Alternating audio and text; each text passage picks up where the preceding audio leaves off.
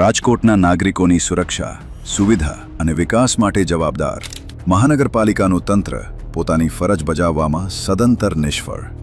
રાજકોટમાં બનેલી TRP game zone દુર્ઘટનાના ભૂલાઈ છે કે ન કદી ભૂલાય એવી ભાજપ શાસિત ભ્રષ્ટ તંત્રની ગંભીર ગુન્હાયિત બેદરકારીનું પરિણામ હતી.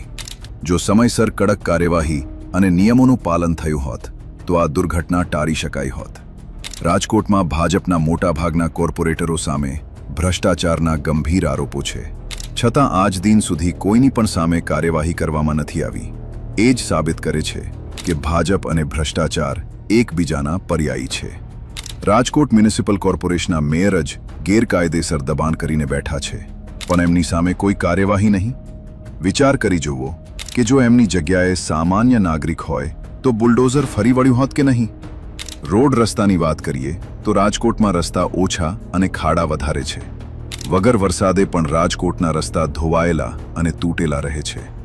આટલો ભ્રષ્ટાચાર તો ક્યારેય નહોતો, જે અત્યારે ભાજપના રાજમાં જોઈએ છીએ.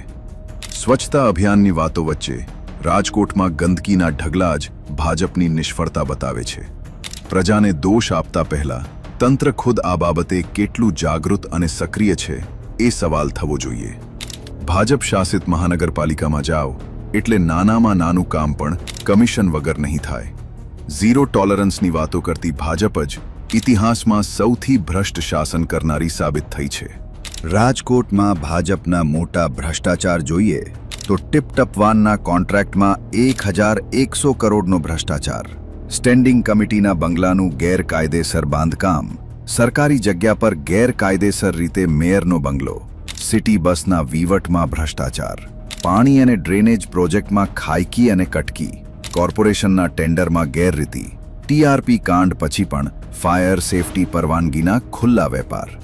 આટલી હદે કૌભાંડી, ભ્રષ્ટાચારી અને બેફામ બનેલી ભાજપને સત્તા આપીને હવે તમારા ટેક્સના પૈસાની તિજોરી લૂંટવા દેવાય ખરી?